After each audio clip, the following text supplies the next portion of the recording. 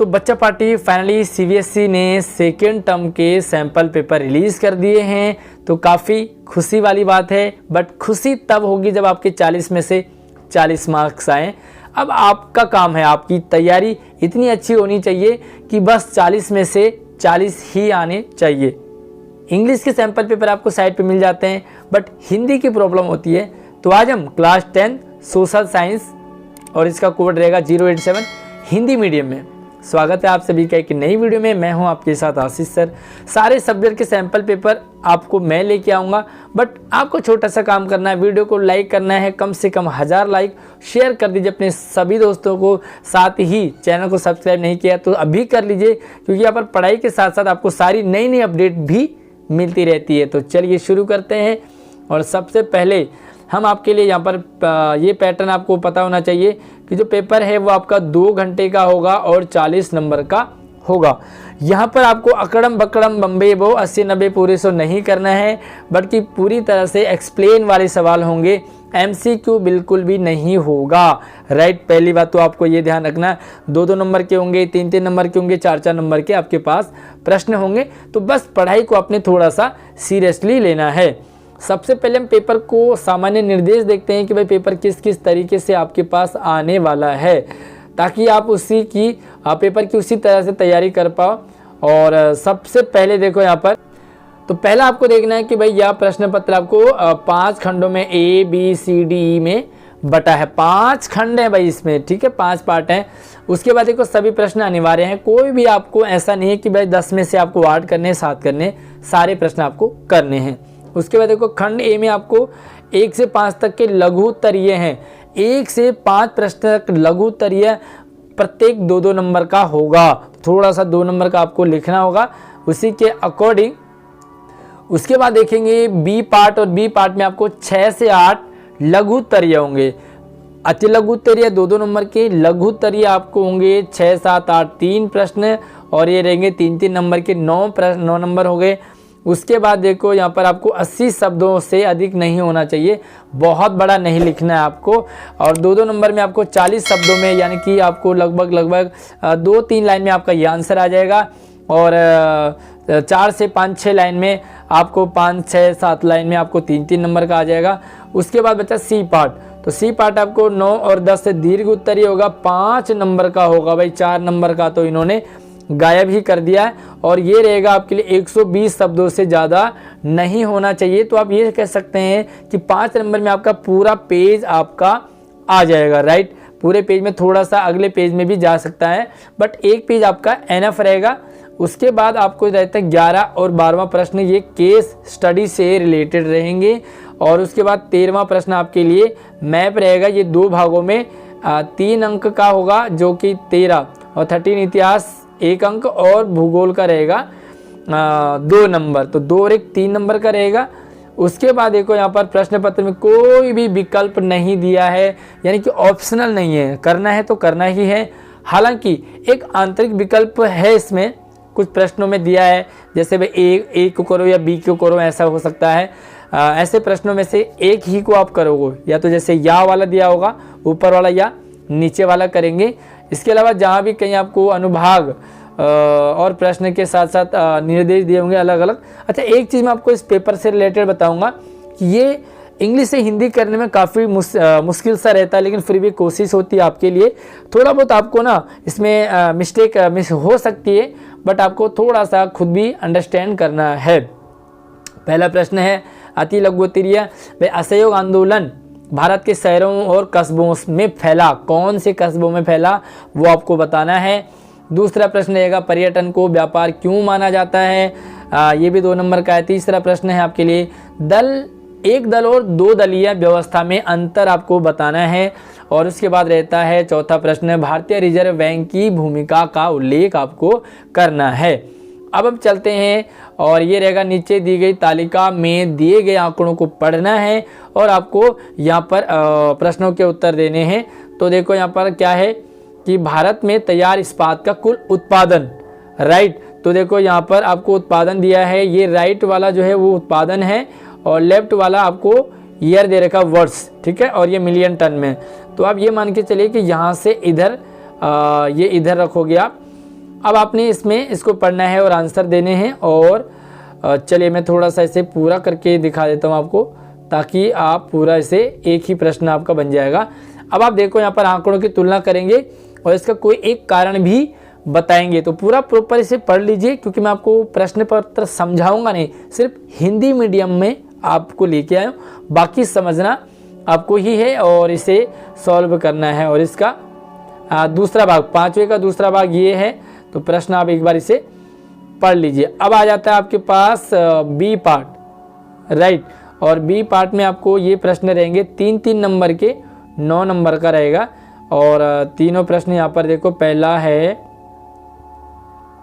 Yes, अधिकांश ग्रामीण परिवार अभी भी अनौपचारिक पर निर्भर क्यों हैं, है ना। क्रेडिट के स्रोत आपको समझाने हैं यहाँ पर। तो उसके बाद या तो देखो, या तो आप ऊपर वाला करेंगे या इसके नीचे वाला करेंगे। स्वयं सहायता समूह किस प्रकार कर्जदारों की कमी की समस्या को दूर करने में मदद करता है। तो एक स्वयं सहायता समूह जिसमें काफ़ी सारे लोग इकट्ठे होते हैं और वो मतलब बैंक से, गवर्नमेंट से कनेक्टेड होता है। इसमें आप वो ले सकते हैं, मतलब क्या कह सकते हैं, इसमें बिना ब्याज के आपको उसमें मतलब कर्ज एक तरह से मिलता है। तो आपको ब्याज नहीं चुकाना पड़ता, बल्कि छूट भी मिलती है। तो आपको ये समझाना होगा। 7वां प्रश्न देखो, आदिवासी किसानों ने महात्मा गांधी के संदेश और विचार की व्याख्या की, स्वराज ने दूसरे तरीके से किया, तो असहयोग आंदोलन में उन्होंने भाग लिया अलग तरीके से। तो आपको कथन का औचित्य सिद्ध करना है कि भाई जो ये कथन है, स्टेटमेंट है, ये सही क्यों है। तो आपको ये प्रूव करना है। उसके बाद देखो 8वां रहेगा कि एक लोकतांत्रिक देश में राजनीतिक दलों की भूमिका का अपने परीक्षण करना है। ठीक, अगर आपको कहीं भी कुछ भी थोड़ा बहुत इधर उधर होता है तो आप मुझे कमेंट करेंगे, मैं उस पार्ट को कोशिश करूंगा सॉल्व, अगर कहीं पे आपको एरर दिखेगा। ये ध्यान रखना कि प्रश्न नंबर जरूर बताएं कि किस प्रश्न नंबर में क्या आपकी समस्या है या क्या पूछना चाह रहे हो। और उसके बाद आपका सी पार्ट, ये दीर्घ उत्तरीय है 5-5 नंबर का। और अनदेखा किया जाए, उदाहरण सहित कथन का समर्थन करे। ठीक है, ये आपको एग्जाम्पल देना है। अनदेखा किया जाए, या तो आप ऊपर वाला करेंगे या नीचे वाला करेंगे कि दक्षिण एशिया में लोकतंत्र के विचार के लिए भारी समर्थन है। उदाहरण सहित आपको इस स्टेटमेंट को अपने समर्थन करना है, यानी कि इसे प्रूव करना है कि ऐसा दक्षिण एशिया में लोकतंत्र मतलब क्यों है भारी समर्थन। और उसके बाद देखो यहाँ पर 10वां सवाल है। देखो यहाँ पर ये प्रॉब्लम आपको आती है हिंदी मीडियम में करने पे। देखो एक प्रश्न आपका यहाँ चला गया और दूसरा यहाँ चला गया, जबकि इसे इधर शिफ्ट होना चाहिए। बट आप समझ लीजिए थोड़ा सा, क्योंकि प्रश्न पत्र समझना हमारे लिए बहुत ज़्यादा इंपॉर्टेंट है, क्योंकि बहुत कम टाइम आपके पास बचा है। तो यहाँ पे देखो भाई, प्रक्रिया को, वैश्वीकरण की प्रक्रिया को प्रोत्साहित करने में सूचना प्रौद्योगिकी की भूमिका की जाँच करनी है। तो वैश्वीकरण की प्रक्रिया क्या है, इसको प्रोत्साहित करने में सूचना प्रौद्योगिकी की क्या भूमिका है, क्या रोल है।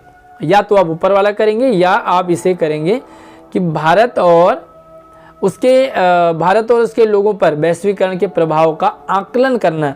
जो वैश्वीकरण होता है तो उसका एक आकलन करना है कि मतलब सही है कितना गलत है। अब आपके पास आ गए केस स्टडी के 2 सवाल 4-4 नंबर के। दिए गए पार्ट को पढ़ें, और ये जहाँ तक मुझे लग रहा है कि ये पैसेज टाइप का है, और इस पैसेज को आपको एक बार पढ़ना है। पूरा पढ़ जाइए, समझ जाइए स्टेटमेंट। थोड़ा बहुत ये इधर उधर हो रहे होंगे अक्षर, उसे आप मिलाइए, क्योंकि जितना पढ़ जाते हैं उतना समझ आपको आ जाता है। और उसके बाद आप चाहे तो इससे स्क्रीनशॉट ले सकते हैं। अब आपने ये क्या करना है, गांधी जी अहिंसा को सर्वोच्च धर्म क्यों मानते थे, पहला प्रश्न है।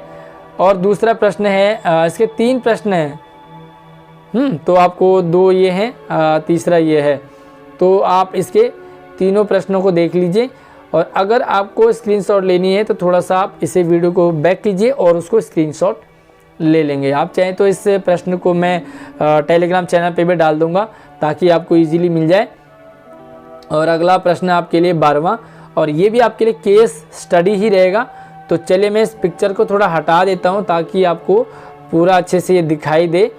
और अब आप इसे एक बार पढ़ें, पूरा समझें, हिंदी में दिया हुआ है। और उसके बाद इससे रिलेटेड आपके पास प्रश्न होते हैं नीचे, ठीक है। और ये आपके पास प्रश्न रहेंगे इससे रिलेटेड। देखो भाई 12वीं का थोड़ा सा यहाँ पर चेंज रहेगा। देखो 12वीं का पहला प्रश्न ये रहा आपके लिए, देखो यहाँ पर है आपके लिए 12वां प्रश्न ये है, भारतीय डाक नेटवर्क की भूमिका का परीक्षण कीजिए। बताओ कहाँ का इसने कहाँ दे दिया। और उसके बाद जो दूसरा सवाल रहेगा 12वें का ही वो है। तो देखो यहाँ पर थोड़ा क्लियर नहीं दिख रहा है, लेकिन मैं इसे इंग्लिश में पढ़ करके आपको बता देता हूँ कि आपको क्या करना है। मास कम्युनिकेशन और पर्सनल कम्युनिकेशन में आपको अंतर बताना है, यानी कि जनसंचार और व्यक्तिगत संचार में आपको अंतर बताना है कि क्या अंतर है। और उसके बाद जो तीसरा प्रश्न रहेगा वो इसी से रिलेटेड यहाँ पर रहेगा कि भाई एक राष्ट्र के लिए जनसंचार के महत्व, भाई राष्ट्र के लिए जनसंचार क्या है, संचार का क्या महत्व होता है। तो जब तक देखो भाई संचार नहीं होगा तो संचार जो है बहुत ही इंपॉर्टेंट चीज़ होती है, संचार यानी कि कम्युनिकेशन, तो ये बहुत ज़्यादा मतलब ज़रूरी होता है। तो थोड़ा सा यहाँ पर आपको प्रॉब्लम आ सकती है, बट मैंने आपको बता दिया कि बी में क्या रहता है आपके लिए, संचार था, जनसंचार, मास कम्युनिकेशन और पर्सनल कम्युनिकेशन में आपको अंतर बताना है। और उसके बाद यहाँ पे रहेगा 13वां सवाल, और ये है आपके लिए मानचित्र से रिलेटेड, यानी कि मानचित्र में ए को चिन्हित करना है। और इसके बाद क्या है आपके लिए, थोड़ा सा मैं इंग्लिश भी पढ़ लेता हूँ इसमें। In the given outline political map of India identify the place mark as A with the help of following information and write the correct name on the line marked near it। तो अभी आपको क्या करना है, देखो ए यहाँ पे दे रखा है आपको, वह स्थान जहाँ हिंसा के कारण असहयोग आंदोलन को बंद कर दिया गया, तो वो कौन सी जगह थी, ठीक है। तो आपको मैप दिया होगा, थोड़ा सा मैं बाद में दिखा दूंगा आपको, उसमें आपको चिन्हित करना है। और 13वें में आपको क्या करना है, भारत के उसी दिए हुए मानचित्र पर निम्नलिखित का पता लगाना है। तो देखो नाम रूप थर्मल प्लांट कहाँ है, या नोएडा सॉफ्टवेयर टेक्नोलॉजी पार्क, ये आपको बताना है। उसके बाद देखो राजा सांसी श्री गुरु राम जी अंतर्राष्ट्रीय हवाई अड्डा, तो ये कहाँ पे है। तो एक बार मैं आपको मैप दिखा देता हूँ कि मैप कहाँ है, और ये आ गया आपका मैप। चलिए इस मैप में आपको ये बताना है। और बाकी देखो अधिक जानकारी के लिए आपको अपने SST वाले टीचर से संपर्क करेंगे तो आपको वो और अच्छे से इसको क्लियर कर देंगे। तो आई होप आपको सैम्पल पेपर समझ आ गया होगा।